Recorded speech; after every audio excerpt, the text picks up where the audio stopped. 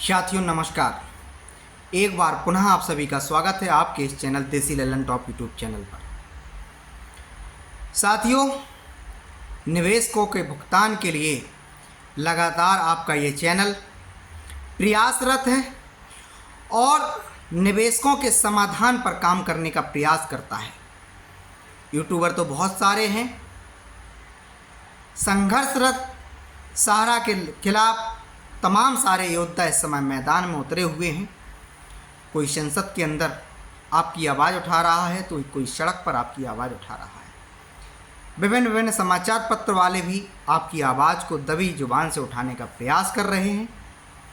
उसी क्रम में आपका ये आज का वीडियो सहारा के निवेशकों की समस्या का समाधान क्या है, कैसे है, उस पर बात करेगा। हाल ही में भारत सरकार की एजेंसी ईडी के द्वारा सहारा पर बड़ी कार्रवाई की गई। 2,98,00,000 रुपए को सहारा के कार्यालयों से ईडी ने जब्त किया है। तकरीबन ऐसी जानकारी आई कि 700 कंपनियों के दस्तावेज ईडी के हाथ लगे हैं। तमाम संपत्तियों का ब्यौरा ईडी के हाथ लगा है। चूँकि सवाल मेरा ये है कि हम आप ईडी की कार्रवाई से तो प्रसन्न हो गए हैं कि हाँ, ईडी ने एक भौकाल बनाने का प्रयास किया।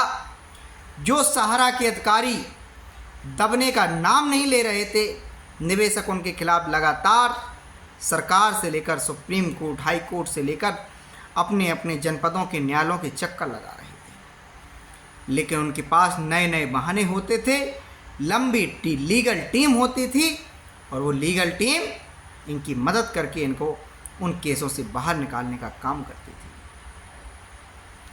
ऐसे में ईडी की कार्रवाई निश्चित ही सराहनीय है। सरकार का इसके लिए निवेशक बंधुओं की तरफ से बहुत बहुत धन्यवाद भी है।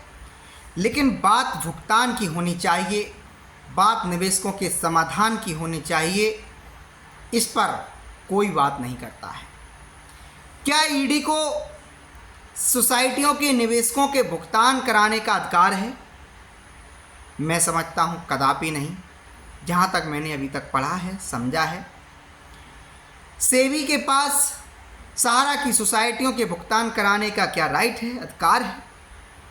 तो निश्चित बात है कि सेबी के पास भी सहारा की सोसाइटियों के निवेशकों का भुगतान कराने का अधिकार नहीं है। ऐसे में भुगतान कराने की जिम्मेदारी किसके पास है?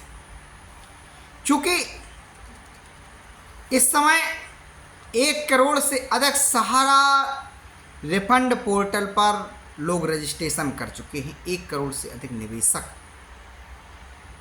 कहा जा रहा है कि 10 करोड़ निवेशकों ने इन सोसाइटियों में अपना पैसा निवेशित कराया है। 1 लाख करोड़ रुपए से अधिक इन सोसाइटियों में पैसा जमा है। इस प्रकार की खबरें लगातार आती रहती हैं। ब्याज समेत ये धनराशि 2 से 2.5 लाख करोड़ रुपए हो चुकी है और निवेशकों का भुगतान के लिए जो सरकार को तेजी दिखाने का काम करना चाहिए वो अभी तक नहीं नज़र आ रही है।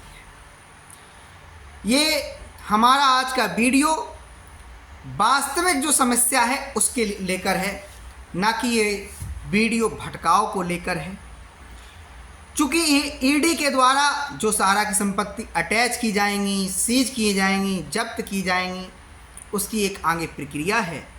सहारा जाकर के न्यायालय के समक्ष अपना आवेदन लगाएगी और साबित करेगी कि ये हमारी संपत्तियां किस प्रकार से आएंगी, तो सहारा के हक में रिलीज हो जाएंगी। इससे निवेशकों को क्या फ़ायदा होने वाला है? ईडी की कार्रवाई से निवेशकों का क्या फ़ायदा होने वाला है? ये समझने की बात है, ये विश्लेषण करने की बात है। क्या ईडी की कार्रवाई से, ईडी के द्वारा जो जब्त संपत्तियां की जाएंगी, ईडी के द्वारा जो अभी आगे आने वाले समय में जो कार्रवाई की जाएगी, उससे क्या निवेशकों का भुगतान ईडी करने का काम करेगी? इस पे बात करने की ज़रूरत है। साथियों, मेरा शुरुआत से 2019 से एक ही डिमांड रहा है कि सहारा के निवेशकों का एकमात्र समाधान है वो सत्ता में बैठी हुई भारतीय जनता पार्टी के नेतृत्व में नरेंद्र मोदी की सरकार के पास है। दूसरा भारत सरकार की किसी एजेंसी के पास इसका समाधान नहीं है। ये कार्रवाइयाँ लगातार चलती रहेंगी। ये कानूनी प्रक्रियाएं लंबी होती हैं और यदि किसी व्यक्ति को अभी भोजन की आवश्यकता हो और कानूनी प्रक्रिया के माध्यम से यदि उसको भुगतान उसकी भूख की व्यवस्था की जाए तो वह व्यक्ति तब तक हो सकता है वो इस धरातल को छोड़कर अपने प्राण त्याग कर चला जाए। यही सच्चाई है। सहारा के निवेशकों को भुगतान की तत्काल में आवश्यकता है। सेबी सन 2009 से सहारा समूह के खिलाफ कार्रवाई कर रहा है। 2024 चल रहा है। 14 वर्ष का समय हो चुका है। निवेशकों का भुगतान का कोई रास्ता सेबी अभी तक प्रशस्त नहीं कर सकी। बल्कि जो सेबी ने किया 25,000 करोड़ रुपए जो सेबी के पास पड़ा हुआ है उसमें भी सेबी सोसाइटियों के सहारा ग्रुप की कंपनियों के निवेशकों को भुगतान देने के लिए तैयार नहीं है। सेबी स्पष्ट रूप से कह देती है कि इन भुगतानों की जवाबदेही हमारी नहीं है।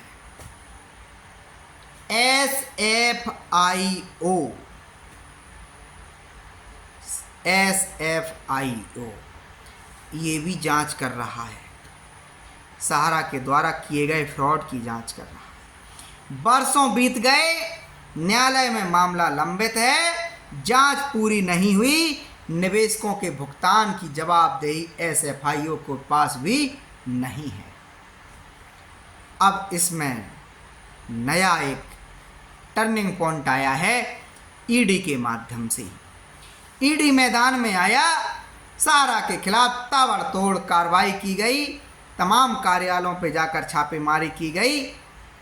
सेबी के दर्जनों अधिकारियों ने एक साथ सहारा समूह के खिलाफ एक छापेमारी में अपना अभियान चलाया। क्या ईडी की कार्रवाई से हमारा आपका भुगतान मिलना प्रारंभ हो जाएगा? साथियों, कदापि नहीं। भुगतान का समस्या का समाधान सिर्फ और सिर्फ केंद्र की नरेंद्र मोदी की सरकार के पास है और उस समस्या का समाधान है 2 लाख करोड़ रुपए का फंड। आप किसान सम्मान निधि हमारे देश के नागरिकों को देते हैं, किस लिए? हमारे किसानों को राहत देने के लिए। आप विकलांग निधि देते हैं, हम किस लिए? विकलांगों का भरण पोषण हो, उनकी ज़रूरत के समय उनका कुछ योगदान प्राप्त हो जाए। आप विधवा पेंशन देते हैं, आप राशन कार्ड के माध्यम से अनाज देने का कार्य करते हैं, विद्यालयों में आप ड्रेसेस देने का काम करते हैं, जूते मोजे देने का काम करते हैं। आप इस देश के नागरिकों की मेहनत की कमाई से जो टैक्स अर्जित हुआ है उससे तमाम योजनाओं का क्रियान्वयन करते हैं। हजारों योजनाएं इस देश के अंदर हमारे देश के नागरिकों के उत्थान के लिए सरकार के द्वारा जारी की गई। और मेरा सिर्फ इतना ही कहना रहा है कि सहारा समूह के अंदर निवेश करने वाला निवेशक, एजेंट, कार्यकर्ता क्या इस देश का लोकतांत्रिक देश का नागरिक नहीं है? क्या उसके मौलिक अधिकार नहीं है? क्या उसको स्वतंत्रता के साथ जीवन यापन करने का अधिकार नहीं है? यदि उस करोड़ों करोड़ों निवेशक का इस देश के विकास में रत्ती भर भी योगदान है तो उन करोड़ों निवेशकों की जिम्मेदारी सरकार के कंधों पर है।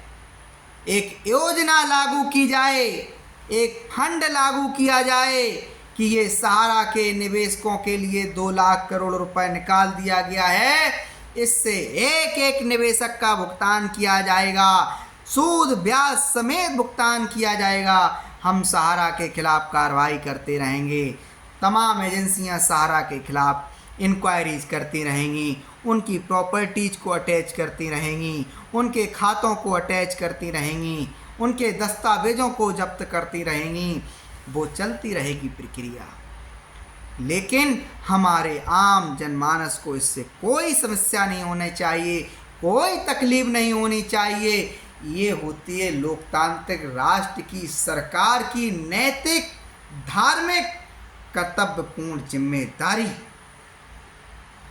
और ये जिम्मेदारी जब तक आप लोग सरकार के कंधों पर नहीं डालें, आपका पैसा नहीं मिलने वाला है, नहीं मिलने वाला है, नहीं मिलने वाला है। 2 लाख करोड़ रुपए की व्यवस्था सरकार करेगी, क्या आप लोग समझते हैं?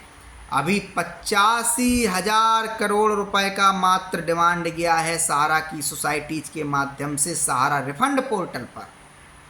क्यू शॉप का भुगतान पड़ा हुआ है, सहारा प्राइम सिटी का पड़ा हुआ है, सहारा फाइनेंशियल का पड़ा हुआ है, सहारा इंश्योरेंस का पड़ा हुआ है, सहारा हाउसिंग का पड़ा हुआ है, तमाम सारे सहारा रियल एस्टेट के निवेशकों का भुगतान पेंडिंग पड़ा हुआ है।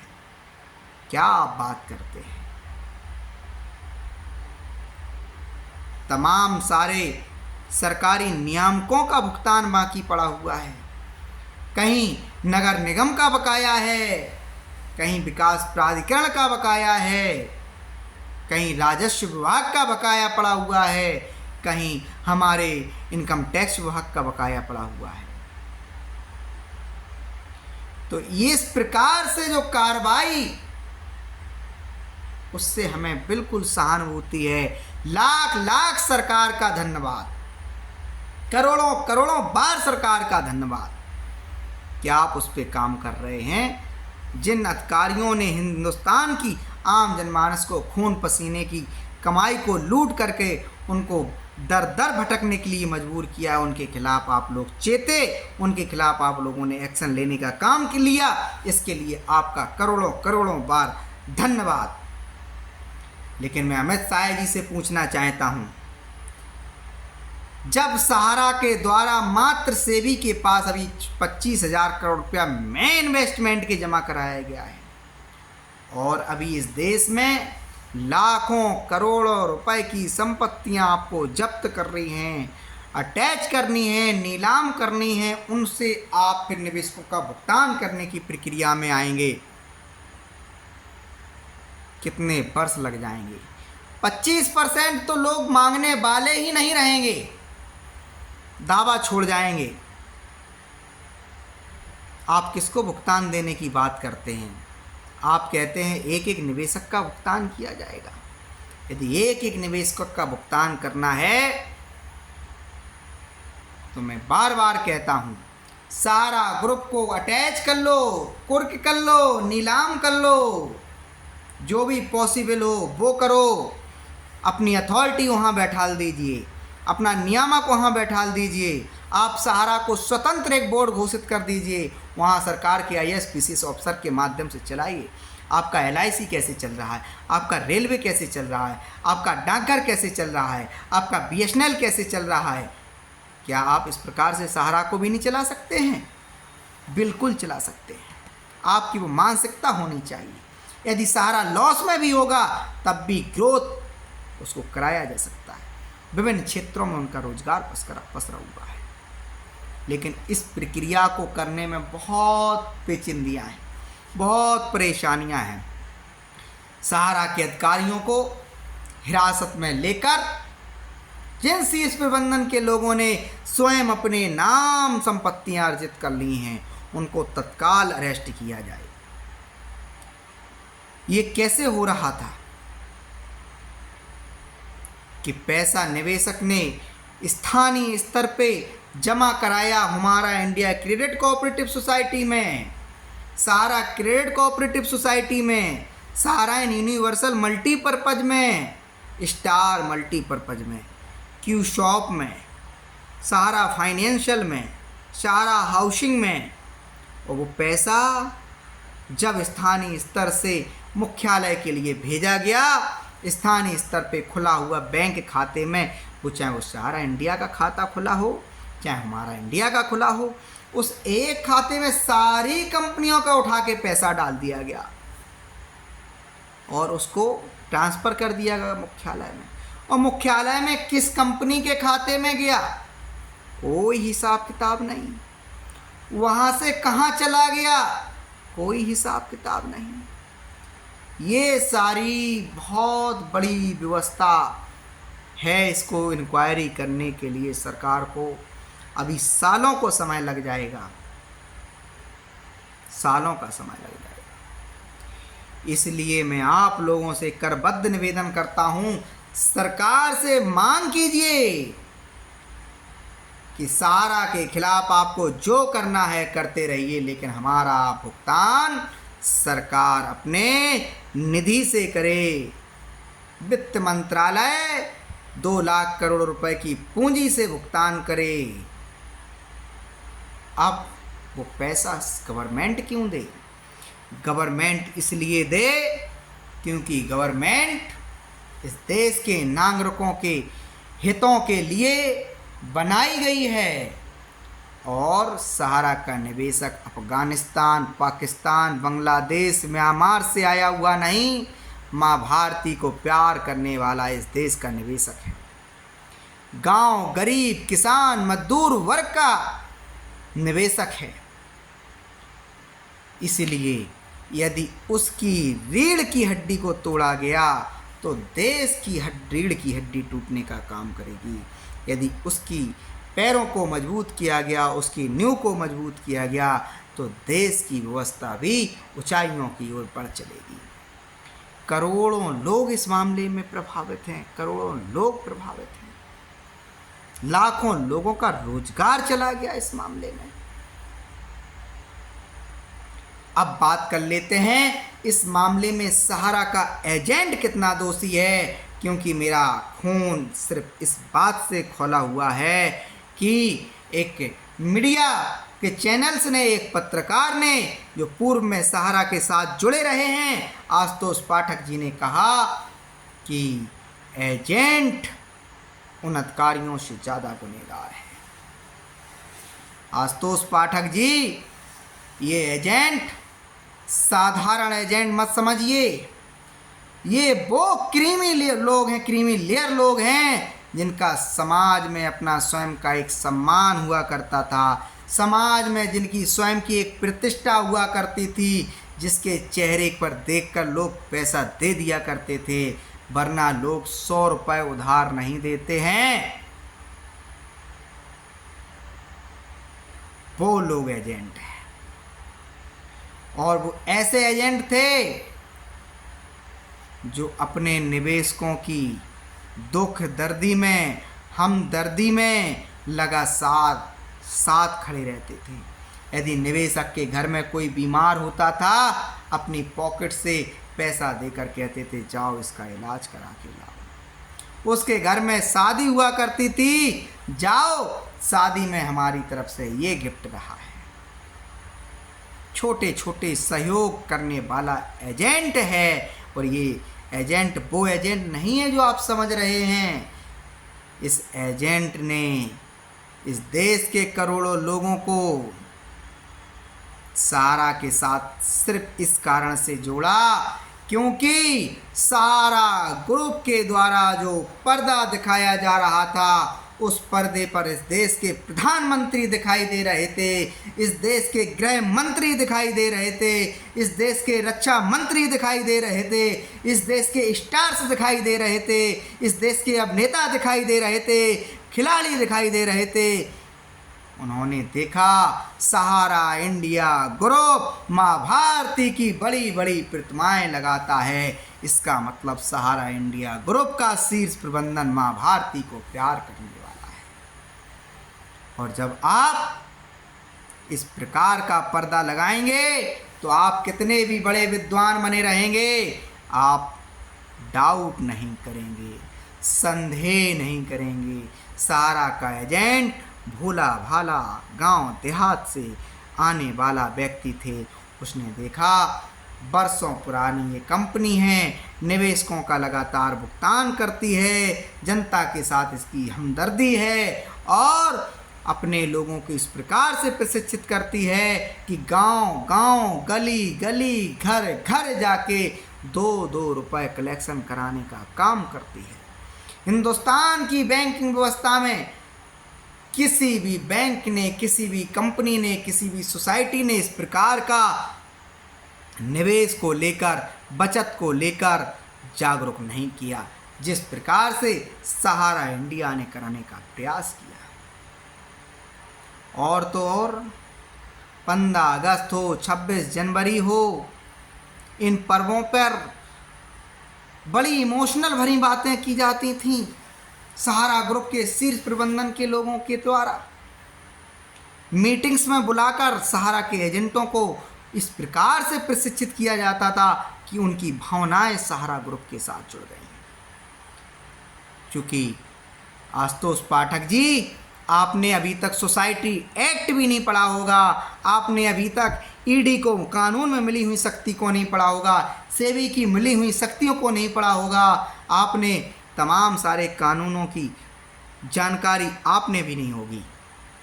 फिर वो गांव देहात में रहने वाला अनपढ़, कम पढ़ा लिखा हुआ एजेंट किस प्रकार से इस प्रकार की जानकारी करता। ये क्या जो हो रहा था, मैं आपसे पूछना चाहता हूं। 2012 में माननीय सुप्रीम कोर्ट ने जब कहा कि सारा रियल एस्टेट और सारा हाउसिंग के इन्वेस्टर्स का सहारा ग्रुप सेबी के पास 24,000 करोड़ रुपए जमा कराए, उसके बाद पूरे हिंदुस्तान में सहारा के ऑफिस रात रात भर क्यों खुला करते थे, किसकी परमिशन से खुला करते थे? क्या थाना अध्यक्षों को नहीं दिखाई देता था? क्या जनपद के जिलाधिकारियों को इतनी बड़ी बात की जानकारी नहीं हो रही थी? क्या स्टेशनरी आने जाने का जो कार्यक्रम हो रहा था, रास्ते में कहीं चेकिंग नहीं हो रही थी? क्या सहारा के जो 5,000 कार्यालयों तक जो स्टेशनरी भेजने का काम किया गया, क्या वो फ्लाइट द्वारा भेज दी गई? इतने बड़े हिंदुस्तान में किसी भी डीएम को, किसी भी आईएएस, किसी भी पीसीएस को ये खबर नहीं हुई कि माननीय सुप्रीम कोर्ट ने सहारा ग्रुप को आदेश किया है और ये सहारा ग्रुप के लोग सहारा रियल एस्टेट और सहारा हाउसिंग के बैक डेट का सॉफ्टवेयर लॉन्च कर करके भुगतान दिखा रहे हैं।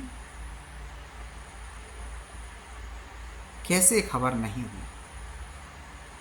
क्यों ना उस दौरान के सारे आईएएस पीसीएस अफसरों के खिलाफ कार्रवाई की जानी चाहिए। इसके अलावा मैं पूछना चाहता हूं, सहारा में काम करने वाले जो एजेंटों ने काम किया, क्या लखनऊ के अंदर जब सहारा ने जनगणमन को गाने का प्रयास किया और गिनीज बुक में अपने आप को स्थापित कराने का प्रयास किया, क्या देश के किसी भी लेबर कमीशन के ऑफिसर को नहीं दिखाई दिया कि ये कंपनी में इतना लोग, इतना वर्कर इकट्ठा हुआ, एकत्रित हुआ, इसने लाइसेंस कहाँ से रखा है? इन एजेंटों के साथ कल के दिन कोई सहारा ग्रुप ठगी कर लेता है, इनकी तनख्वाहें नहीं देता है, इनका कमीशन नहीं देता है, इनका पीएफ नहीं देता है, कौन जवाबदेह होगा? आपने जानकारी करनी होगी। आईडी एक्ट बना हुआ है, मजदूरों के हितों में तमाम कानून बने हुए हैं, कंपनी के एम्प्लॉयर के हितों में तमाम कानून बने हुए हैं। किसी भी अथॉरिटी को याद क्यों नहीं आया कि ये सहारा में जुड़ा हुआ कर्मचारी, सहारा में जुड़ा हुआ एजेंट, सहारा में जुड़ा हुआ फील्ड वर्कर किस कानून के तहत सहारा में जोड़ा जा रहा है, किस कानून के तहत काम कर रहा है, किस कानून के तहत इनको रोजगार दिया जा रहा है। इनको ना पीएफ मिल रहा है, इनको ना कमीशन मिल रहा है, और इनको अगर कोई मिल रहा है तो आप जैसे सब सुशील लोगों के द्वारा भी अपमानित कराने का प्रयास किया जा रहा है। सहारा को जो मुद्दा है इस समय हाईलाइट है, जीवंत है, इसके पीछे अगर किसी की वास्तविक भूमिका है वो इन एजेंट भाइयों की वजह से ही है, क्योंकि इनका संपूर्ण जीवन सारा में समाहित हो गया था। 30-30 वर्ष सारा में काम किया, 40-40 वर्ष सारा में काम किया। बुढ़ापे की उम्र में उनके पास 2 वक्त की रोटी खाने लायक पैसा नहीं बचा, अपने परिवार को चलाने लायक पैसा नहीं बचा। आप कहते हैं ये आंदोलनों का हिस्सा नहीं बन रहे हैं। आपको क्या लगता है ये 1-2 दिन की लड़ाई है? सहारा का एजेंट ये लड़ाई को 2018-2019 से लगातार लड़ रहा है। किस कार्यालय के एजेंट ने चक्कर नहीं काटे? किस अथॉरिटी को सूचना नहीं दी? जिन अथॉरिटियों ने कोई काम नहीं किया, कोई कार्रवाई नहीं की, प्रार्थना पत्र आने के बावजूद कोई एक्शंस नहीं लिया, उनके खिलाफ आप क्यों आवाज़ नहीं उठाते हैं? उनके खिलाफ कब कार्रवाई की जाएगी? आपके मुंह से तनक भी मुझे पसंद नहीं आया जब आपने कहा कि सहारा के अधिकारियों से ज़्यादा गुनहगार सहारा के एजेंट्स। अरे सहारा के एजेंट्स तो वो एजेंट्स हैं कि यदि कंपनी ने 4% कमीशन दिया, 1 लाख की एफडी पर 4000 कमीशन मिला, तो एजेंट निवेशक को 2% जेब से देकर 6000 रुपये दे आया, उससे 94,000 रुपये ले आया, 1 लाख रुपए के जाकर के उसको सर्टिफिकेट और बॉन्ड देने का कार्य किया। जानते हो क्यों? क्योंकि उसको लगता था सहारा ग्रुप के द्वारा जो आदेश दिया गया है वो बहुत इंपॉर्टेंट आदेश है। जिस प्रकार से सहारा ग्रुप के द्वारा तमाम लोग लुभावन स्कीम्स जारी की जाती थी, सहारा के एजेंटों को बड़े बड़े शहरों में बसाने के सपने दिखाए गए, बड़े बड़े बंगले देने के सपने दिखाए गए। उनको इस प्रकार से दिखाया गया कि सहारा ग्रुप आने वाले दिनों में हिंदुस्तान की सबसे बड़ी बृहद कंपनी होगी। क्यों एजेंट काम ना करता? आप अब बात करेंगे कि आप कमीशंस के लिए काम करते थे, तो दुनिया अपना पेट पालने के लिए कोई ना कोई तो रोजगार तलाशती ही तलाशती है। यदि एजेंटों का स्वार्थ था 2%, 3%, 1.5%, 5%, 10%, 15% कमीशन, तो निवेशकों का अपना भी स्वार्थ था कि 5 साल 4 महीने में डबल हो जाएंगे, 3 साल में 1.5 गुना हो जाएंगे। जब करोड़ों निवेशकों को जानकारी नहीं थी कि सहारा चीटिंग्स कर रहा था, तो चंद एजेंटों को कैसे जानकारी हो सकती थी? और एजेंट ना सिर्फ एजेंट हैं, वो निवेशक उससे बड़े हैं, क्योंकि निवेशक की संपूर्ण जीवन की संपत्ति सहारा के अंदर निवेशित नहीं की गई है। एजेंट का संपूर्ण जीवन तबाह हो गया है। क्या आप समझते हैं यदि वो आंदोलन में हिस्सा लेगा तो उसके पास कुछ नहीं बचेगा? अगर वो सुबह से लेकर शाम तक ड्यूटी किसी कंपनी में नहीं करेगा, किसी प्राइवेट क्षेत्र में वो काम नहीं करेगा, तो रात को अपने बीवी बच्चों को क्या खिलाएगा? क्या खिलाएगा? आपने सरकार पर, आप जैसे पत्रकार, विद्वान पत्रकार के मुंह से मुझे सुनना बड़ा ही अचंभित लगा। पाठक जी, मुझे तनक भी पसंद नहीं आया, क्योंकि मैंने सैकड़ों एजेंटों से बात की और हजारों निवेशकों से बात की। कहीं ना कहीं निवेशक से मुझे एजेंट कई ज़्यादा गुना पीड़ित, शोषित नजर आया।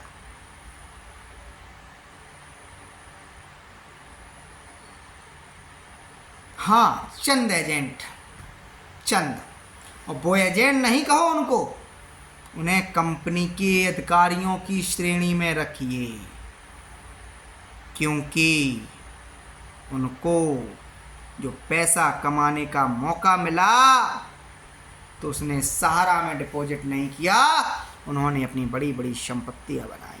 तमाम regional manager, zonal manager, territory प्रमुख, सेक्टर प्रमुख, ढूंढिए इनको, पूछिए कहां से आई संपत्ति। लेकिन उस एजेंट के हृदय को और मत जलाइए, क्योंकि पहले से ही तमाम सारे हमारे एजेंट भाई इतनी पीड़ा से गुजर रहे हैं। उनको उत्साह करने की ज़रूरत है, वो अपना सर उठाकर नहीं चल पा रहे हैं। बहुत सारे निवेशकों की शिकायत है कि हमारा एजेंट फ़ोन नहीं उठाता है। ज़रा सोच के देखिए, 500 लोग उसके निवेशक थे। अब 500 लोगों की तरफ से जब उसके पास फ़ोन एक साथ आएंगे, वो 500 निवेशक उसने कैसे बनाए? 20 साल काम करके, 30 साल काम करके, 40 साल काम करके उसने निवेशक बनाए। और फ़ोन आ रहे हैं कैसे? एक दिन में 20 फ़ोन, 30 फ़ोन, 40 फ़ोन। सभी को वो जवाब क्या दे, कैसे दे? क्योंकि उसके पास कोई समाधान है ही नहीं। यदि उसके पास समाधान होता, यदि उसको नज़र आता कि 10 लाख रुपए का बकाया है, मेरी पास प्रॉपर्टीज 15 लाख की हैं, उठा के बेच देते हैं, स्वाभिमान से बेच जीना प्रारंभ करते हैं, वो कर देता। उसकी स्वयं की संपत्ति 5 लाख रुपए की है, उसने निवेश करवाया 5 करोड़ रुपए है, पैसा सहारा के पास है, उसका क्या दोष है? क्या दोष है उसका? एक एक निवेशक का भुगतान कराने के लिए मैंने प्रथम दिवस कहा था 2 लाख करोड़ रुपए की सरकार को व्यवस्था करनी चाहिए। और मैं बताता हूं एजेंट क्यों दोषी नहीं है। एजेंट इस कारण से भी दोषी नहीं है, हिंदुस्तान का एक भी कॉरपोरेटिव घराना ऐसा नहीं है जो अपने कंपनी के अधिकारियों पे लगाम लगाने का काम ना करता हो। SBI वाले भी ऊपर से आदेश करते हैं, तुम्हारी स्थानीय शाखा पे पिछले साल मार्च में 5 करोड़ का व्यवसाय हुआ था, इस साल 6 करोड़ का होना चाहिए। इसी प्रकार से सहारा के ऊपर से अधिकारी कहते थे एजेंटों से, तुम्हारे एजेंसी पर पिछले साल 5 लाख का काम था, इस साल 7 लाख का होना चाहिए, कैसे भी करो।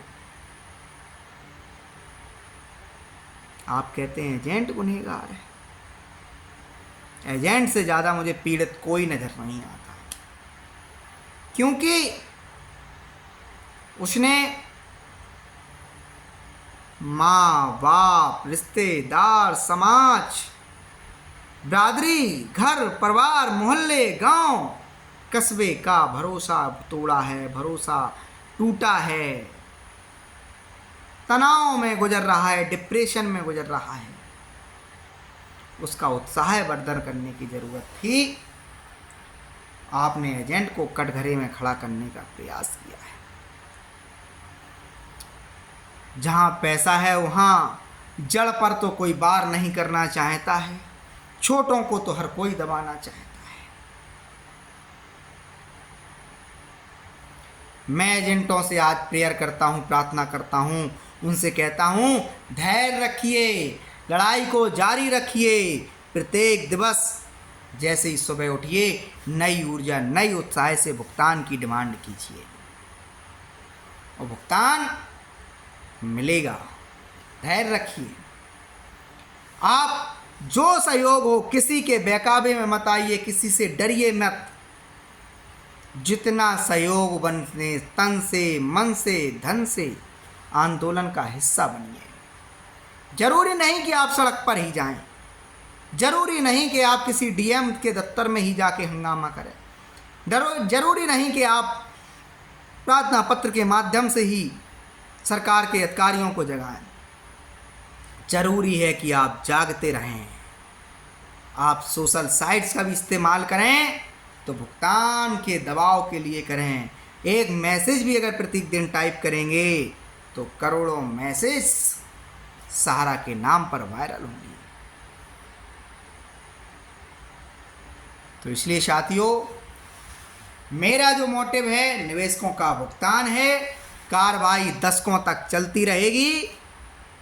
2 लाख करोड़ रुपए की निवेशकों के भुगतान के लिए तत्काल में व्यवस्था मोदी सरकार को करनी चाहिए और उससे निवेशकों की भुगतान की प्रक्रिया को बहुत शीघ्रता के साथ प्रारंभ करना चाहिए, क्योंकि संपत्तियां 3 गुना हो सहारा पे या 10 गुना हो, उन संपत्तियों को बेचने में इस बात का से अंदाज़ा लगाइए कि माननीय सुप्रीम कोर्ट के आदेश पर एमबी वैली को बेचने का प्रयास किया गया। क्या सेबी उस कार्य को कर पाई? क्या वो भी तो भारत सरकार की एजेंसी नहीं थी? हमारे हिंदुस्तान की तो संस्था है सेबी। एमबी वैली का सौदा कर पाई क्या? जबकि बहुत न्यूनतम वैल्यू 39,000 करोड़ रुपए वैल्यू रखी गई थी एमबी वैली की। तो एमबी वैली जो है कौन नहीं जानता, क्या लग्जरीज सिटी है, क्या वहाँ पे क्या नहीं है वहाँ पे। तो इस कारण आप बहुत उत्साहित मत होइए कि ईडी का कार्रवाई हुआ है तो पैसा मिलने लगेगा। ईडी की कार्रवाई से पैसा नहीं मिलेगा, पैसा मिलेगा हमारे आपके जागरूकता से। ईडी पैसा दिलाने में सहयोग तो कर सकती है, पैसा दिला नहीं सकती। फ्रॉड को तो उजागर कर सकती है कि किस कंपनी से कहाँ पैसा गया, क्या डाइवर्ट हुआ, क्या फर्जी साइंस हुआ, ये तमाम सारी चीज़ों को तो देख सकता है ईडी। ऑलरेडी तमाम मुकदमे सहारा के खिलाफ, अभी मैं देख रहा था उपभोक्ता फोरम, आपने सुना होगा, एक जिला उपभोक्ता फोरम होता है, एक राज्य उपभोक्ता आयोग होता है, एक सेंट्रल होता है जिसका दिल्ली में है। 500 मुकदमे सहारा की कंपनियों के खिलाफ वहाँ दायर हैं। एक न्यायालय की बात कर रहा हूँ, एक न्यायालय की बात कर रहा हूँ। देश के अंदर कितने मुकदमे लंबित हैं।